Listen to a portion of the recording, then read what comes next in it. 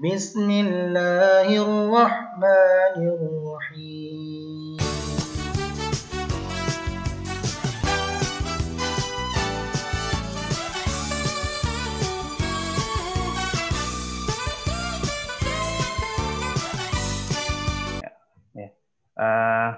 Assalamualaikum warahmatullahi wabarakatuh. Perkenalkan ya, saya Anwar Holidin Nasution. Tadi belum sempat memperkenalkan. Diminta bantu oleh Pak Andika untuk mengisi otomasi industri ya kuliah. Saya dari salah satu startup ya, atau salah satu perusahaan startup di Balikpapan. Namanya CV Planet Intelligence. Nah, CV Planet Intelligence ini bergerak di bidang service engineering, khususnya di bidang sistem otomasi. Nah, saya tadi dengar dari teman-teman banyak yang dari luar Balikpapan ya, salam kenal. Mudah-mudahan ini menjadi perkenalan, kemudian jadi ilmu yang bisa bermanfaat. Nah, memberikan mata kuliah pengantar, jadi mungkin teman-teman masih bingung dan, waduh, apa ya itu PLC, apa itu HMI, apa itu SCADA, mungkin sudah langsung pusing duluan ya. Jadi sebenarnya apa sih itu otomasi industri? Jadi otomasi industri itu adalah salah satu bidang teknik ya yang mempelajari tentang perakitan sistem-sistem di dunia industri yang berbasis otomatis ya. Jadi base-nya itu adalah otomatis ya. Nah, prinsip dasar dari otomasi ini adalah menggabungkan 3 bidang ya. Elektrik, mekanik, dan komputer. Nah, menjawab juga tadi pertanyaan Aldi, saya dari teknik mesin. Saya harus belajar dari mana Pak PLC. Jadi sebenarnya secara keseluruhan ya, sistem otomasi itu beririsan di 3 bidang Aldi. Ya. Buat teman-teman juga semua. Jadi ada elektriknya, kemudian ada mekaniknya, dan komputer. Sama lah kayak misalkan kalian itu ikut tim robot ya. Pasti di dalam tim robot itu ada tim elektrik, kemudian tim mekanik, dan tim IT atau komputernya ya. Jadi jangan takut ya, karena memang nanti di dunia kerja, di industri itu sangat memungkinkan seperti anak teknik mesin itu untuk menjadi PLC programmer. Nah, kemudian kenapa sih diperlukan otomasi ini dalam industri? Jadi manfaat utama otomasi ini mencakup proses operasi yang lebih ramping, yang membutuhkan lebih sedikit energi, ya, lebih sedikit material, dan pengurangan limbah tenaga kerja.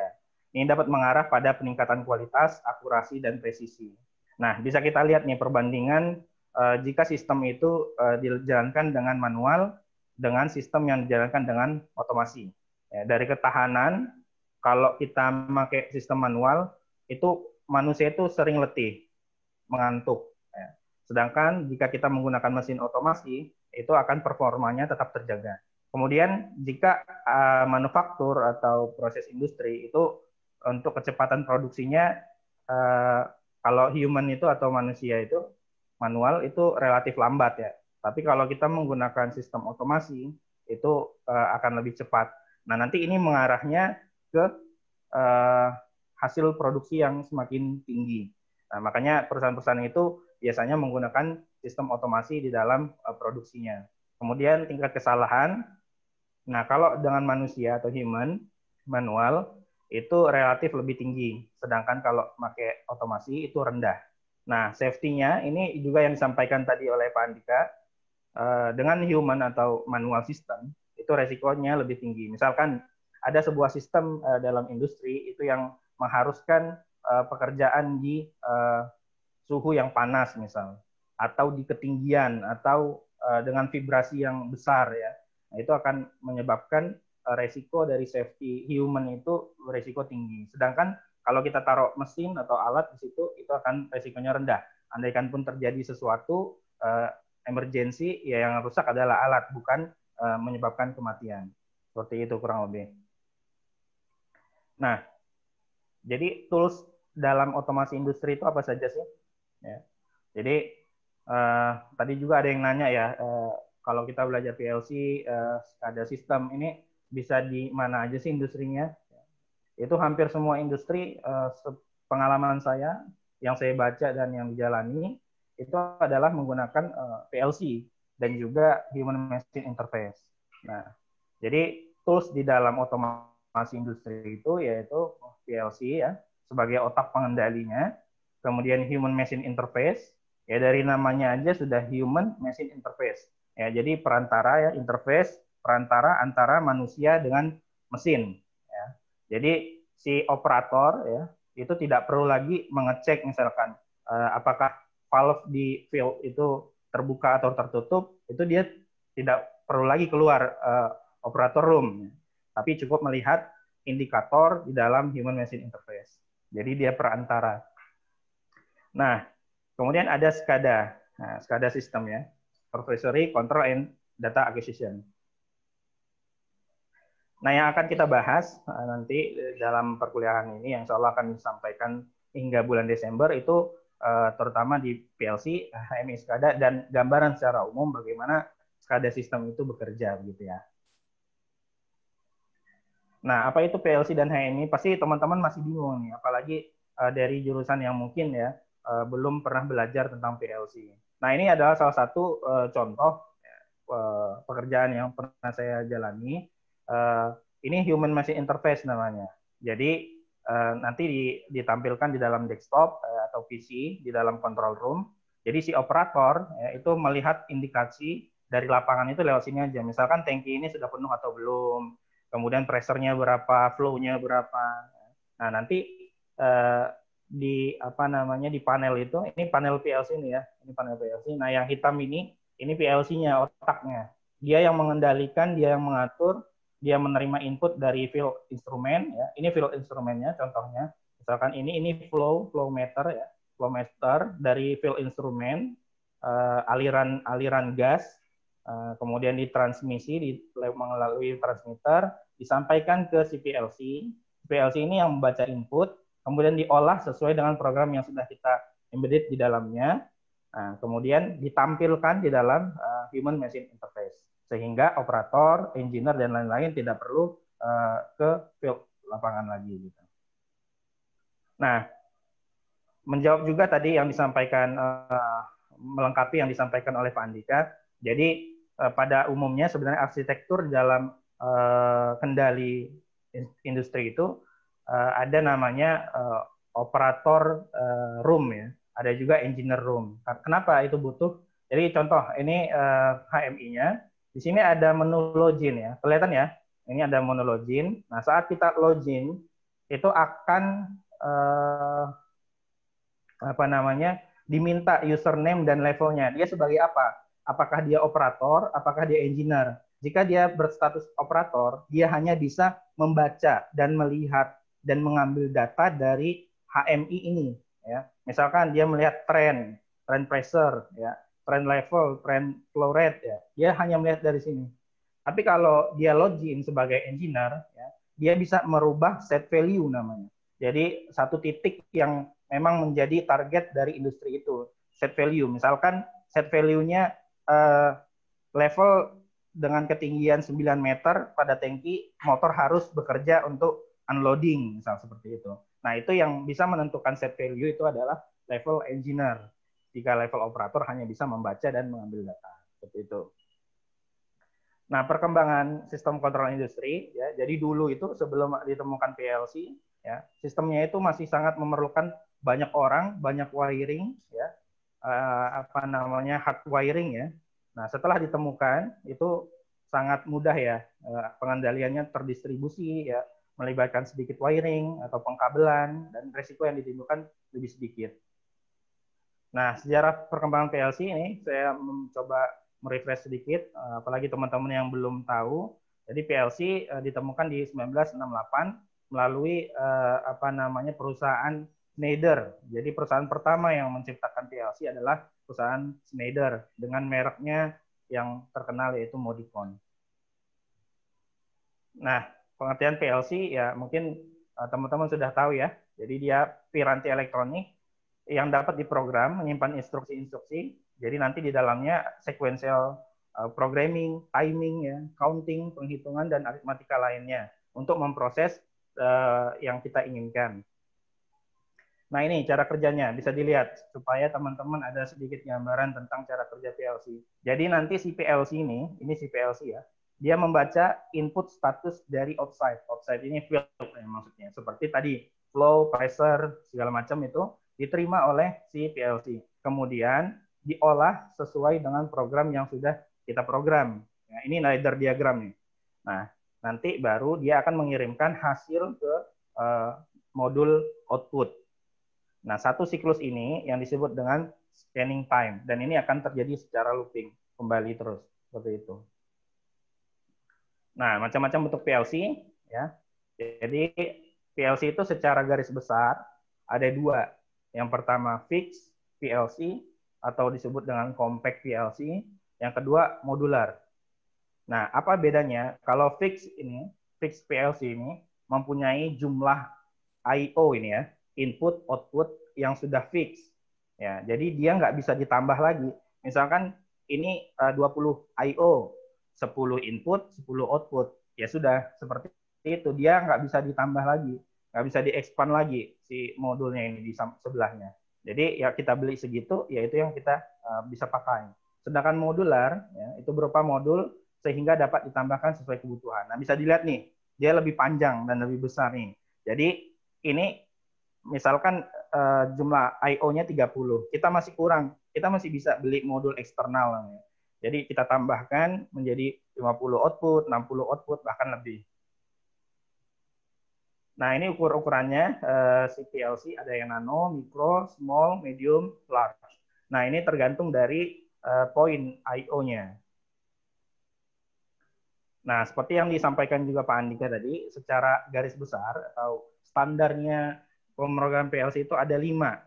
Jika teman-teman tahu standar IEC ini ya, namanya International Electrical C-nya saya lupa. Jadi dengan nomor 61131 dia mengeluarkan ya. Jadi fungsi si IEC ini dia adalah sebuah organisasi yang mengeluarkan standar di dalam standar-standar elektrikal. Nah, ini ada 5 metode atau 5 cara dalam memprogram PLC. Ya, yang pertama instruction list namanya. Ya, kurang lebih seperti ini nanti dia. Load A bla bla bla gitu ya. Nah, kemudian function block diagram. Function block diagram itu bentuknya kayak gini, ya.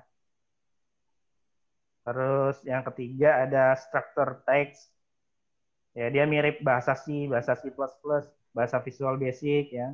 Nah, terus yang keempat ada ladder logic diagram. Nah, ladder logic diagram ini yang akan kita bahas dari pertemuan ini sampai nanti selesai pertemuan. Nah, kenapa kita pilih ini? Karena ini yang paling umum dan yang disupport oleh semua PLC. Nah, jadi misalkan kita beli PLC Schneider, terus kita beli PLC Omron, PLC LG misal. Nah, semua PLC itu tidak mensupport kelima-lima program kelima-lima bahasa ini, nggak mungkin dia mensupport semua. Nah, yang biasa, yang paling umum yang disupport oleh PLC ini adalah ladder logic diagram. Makanya kenapa kita ingin mengajari teman-teman menggunakan program ladder logic diagram. Nah, ini bahasa program yang terakhir yaitu SFC ya, Sequential Function Chart. Jadi dia bentuknya kayak chart. Tapi nanti kita nggak akan bahas, kita akan bahas ladder diagram. Nah, kemudian untuk memilih PLC itu secara garis besar ada 2. Jadi kita harus melihat kebutuhannya. Nah, sama seperti tadi pertanyaan siapa? Kenapa Pak DCS dan SCADA itu penyebutannya berbeda? Sebenarnya ya hampir sama aja ya DCS dan SCADA itu. Hanya saja nanti scope areanya aja yang berbeda gitu. Nah, sama seperti PLC. Terus ditanya DCS dan SCADA lebih bagusan mana Pak? Berarti lebih bagusan SCADA ya? Ya menurut saya jawabannya adalah tergantung kebutuhan. Ya. Karena misalkan sebuah industri dia hanya membutuhkan scope area yang sedikit, ya silakan memakai DCS system. Dia butuh yang sistemnya luas dan terintegrasi, ya silakan memakai SCADA system. Jadi kembali ke kebutuhan. Karena kalau butuhnya hanya sistem yang kecil, terus kita kasih SCADA system, ya nanti akan terjadi pemborosan di dalam pembiayaan di industri itu. Nah, yang harus dipilih dalam memilih PLC adalah ada 2 poin ya. Yang pertama, batasan kemampuan PLC. Kita lihat jumlah dan jenis IO-nya, apakah digital atau analog. Jumlahnya berapa? IO-nya 20 kah, 30, kita butuh berapa? Ya, cara atau teknik pemrogramannya dan lain-lain. Nah, Kemudian yang kedua, tegangan yang ditangani. Jadi mungkin yang basicnya elektrikal sudah paham ya, ada AC, alternating current, ya, ada DC ya, arus balik, arus searah. Ada yang arus bolak-balik, ada arus yang searah. Nanti tinggal dilihat mana yang bisa dipakai. Nah, kerugian menggunakan PLC ini memang segimanapun produk pasti dia punya kerugian ya. Jadi salah duanya adalah tidak seperti sistem mikro ya, yang dikenal dengan open arsitektur, manufaktur PLC menyediakan closed arsitektur untuk produk mereka. Ya, bagian dan software dari satu manufaktur tidak dapat dengan mudah digunakan atau dikombinasikan dengan bagian atau software dari manufaktur yang berbeda. Ya, seperti tadi disampaikan Pak Andika. Misalkan Omron, dia memprogramnya hanya bisa dengan CX Programmer, ya kan? Atau Zen Programmer. Terus dia Schneider, dia hanya bisa dipakai oleh software si Schneider. Begitupun yang lain, Siemens dengan Simatic-nya gitu ya, dan lain sebagainya gitu. Nah, keuntungannya, ini banyak nih keuntungannya. Kalau kerugiannya cuma 2, keuntungannya banyak. Waktu implementasi proyek lebih cepat, mudah dalam modifikasi, ya, kalkulasi biaya proyek lebih akurat, dan lain-lain lah, perawatan lebih mudah. Banyak keuntungan dari menggunakan PLC. Nah, bisa dilihat nih, dulu sebelum ditemukan PLC, ya, dalam proses industri itu membutuhkan relay atau wiring yang sangat banyak nih. Kemudian ketika ditemukan PLC langsung ramping ya, langsung bisa disimpelkan karena sebanyak ini wiring, sebanyak ini relay itu sudah terintegrasi di dalam sebuah PLC ini. Nah, ini contoh sistem kendali menggunakan PLC ya. Jadi misalkan kita mau menghidup atau menghentikan motor, jadi start atau stop push button itu kita anggap sensor untuk menghidupkan atau mematikan. Kemudian diterima oleh PLC ya. Nah, nanti PLC ini akan mengeluarkan statusnya apakah on atau off, ataukah 1 ataukah 0 yang kemudian mengaktifkan motor starter untuk menghidupkan si motor. Nah, contoh aplikasi PLC ini banyak sekali ya. Makanya tadi kalau ditanya bisa kerja di mana aja Pak, wah sangat banyak. Makanya kalau menurut saya ini sebuah kesempatan buat teman-teman belajar serius PLC, belajar serius HMI dan SCADA sistem karena nanti ketika lulus dari dunia kerja, kemampuan atau skill teman-teman ini sangat dipakai ya dan sangat dicari oleh semua industri ya, seperti manufaktur ya, otomotif dan banyaklah sampai minyak bumi, gas, petrokimia dan lain-lain. Nah, merek-merek PLC itu macam-macam ini. Ada Siemens, ada Allen Bradley, ada Yokogawa, ya, ada Koyo, ada Mitsubishi, ada Schneider Electric, ada Omron, ya, ada ABB, ada LG, ada GE. Nah, pada kesempatan kali ini kita akan fokus menggunakan produk Omron, begitu. Omron, nanti kita menggunakan software yang namanya CX Programmer untuk PLC-nya dan CX Design untuk HMI-nya. Nah, nih ladder diagram. Jadi teman-teman mungkin masih bingung apa ya ladder diagram. Seperti pertanyaan si Aldi Tarigan tadi ya. Nah, jadi gini Aldi dan teman-teman yang lain. Ladder diagram itu kurang lebih seperti ini bentuknya. Ya. Jadi satu sisi di sini itu power plus dan minus. Jadi ketika nanti ini kan masih namanya normally open. Artinya bisa kita lihat ketika ada arus di sini sampai di sini. Nah, ini arusnya hanya sampai di sini karena dia normally open. Nah, untuk mengaktifkannya apa? Dia dapat inputan ya. Entah itu dari sensor, entah itu dari push button sehingga dia menjadi normally close. Artinya ini tersambung, plug gitu ya. Nah, akhirnya arus ini masuk, begitupun ini masuk misalkan akhirnya mengaktifkan si coil atau output. Ya, nanti untuk lebih jelasnya kita akan belajar bersama-sama bagaimana caranya. Mungkin nanti akan saya praktekkan ya untuk logika AND atau OR, sederhana saja. Nah, ini disebut rang ya. Biar teman-teman tahu, ini rang pertama namanya, ini rang kedua. Jadi secara horizontal ya, dari kiri ke kanan. Ini rang pertama, ini rang kedua, misalkan di bawah lagi ada rang 3, rang 4 gitu. Nah ini, aturan pembacaan ladder diagram. Dari kiri ke kanan, baru ke bawah. Kiri ke kanan, baru atas ke bawah. Nah, ini aturan yang salah nih dalam ladder diagram. Coil itu tidak bisa diposisikan di kiri, karena coil adalah output. Dia harus berada di sebelah kanan. Nah, terus peraturannya adalah hanya satu coil keluaran dalam suatu program. Ya. Nah, ini nggak bisa ini, karena dia sudah menyalahi aturan. L1 ditaruh di output pertama, L1 ditaruh lagi di output kedua. Ini nggak boleh, menyalahi aturan dalam pemrograman PLC. Nah, dasar teman-teman yang harus dipahami untuk belajar PLC seperti pertanyaan Aldi tadi, apa yang harus saya pelajarin pertama, Pak, untuk belajar PLC? Logika, ya. Karena namanya aja sudah programmable logic controller, ya. Jadi sebuah alat kendali yang diprogram secara logika, logik, ya. Jadi secara dasar ada 3 operator dasar aljabar boolean yang bisa kita pakai, yaitu AND, OR, dan NOT. Nah, ini yang sudah tadi sempat disampaikan oleh Pak Andika. Tapi nanti kita bahas lagi, nggak apa-apa. Nah, ini logika N. Nah, bisa dilihat nih, logika N nih. Ini input pertama ya. Ini input pertama. Ini input kedua. Seperti yang saya bilang tadi, di sini plus, di sini negatif ya. Begitu arus masuk ke sini, ini masih terputus. Ya, masih terputus. Begitu ada inputan, baik itu input sensor maupun push button, dia akan nyambung. Top, nyambung, lanjut ke sini.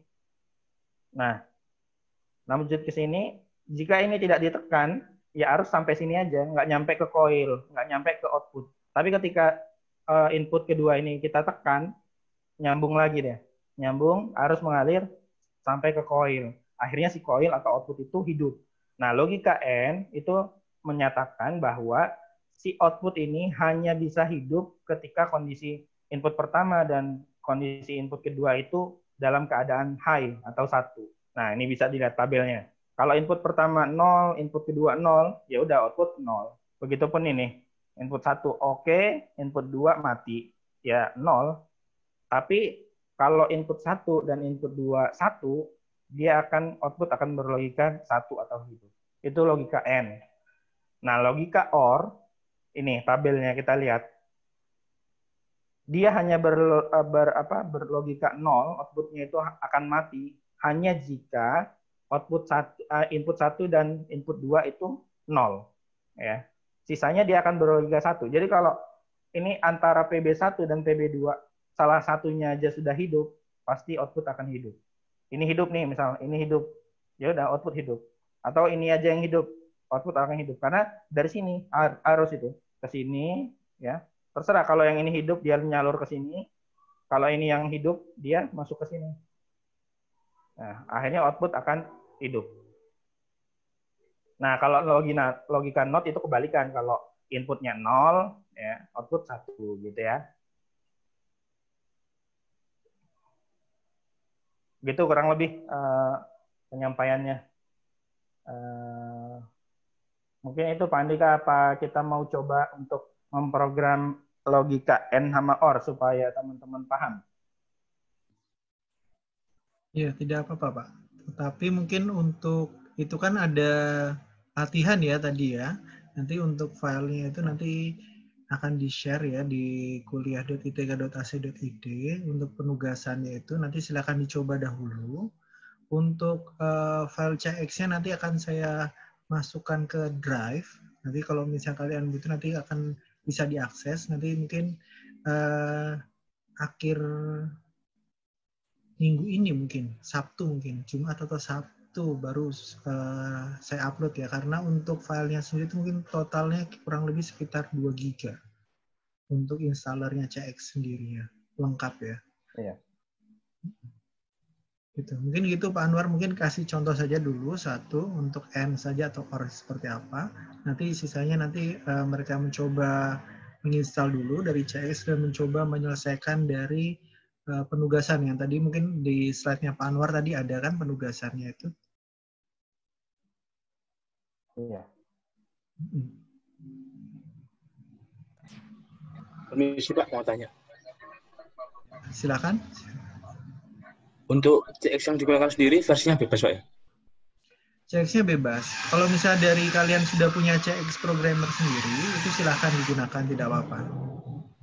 Oh baik Pak. Nah, ini saya beri alternatif jika ada yang belum punya installernya ya. Atau enggak nanti kalian mau mencari dulu sendiri, tidak masalah.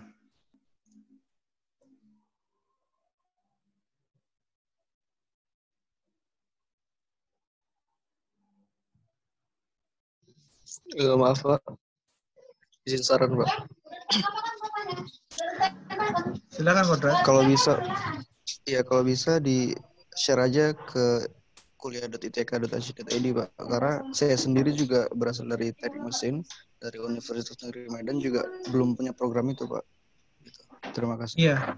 Nanti itu file installernya akan saya upload di Google Drive. Kemudian nanti linknya akan saya masukkan ke dalam website kuliah.itk.ac.id. Di mana nanti saya akan berikan akses untuk kalian. Jadi nanti yang belum punya file installernya nanti bisa diambil di sana. Begitu juga nanti yang materi yang tadi disampaikan Pak Anwar itu nanti juga saya uploadkan sekalian.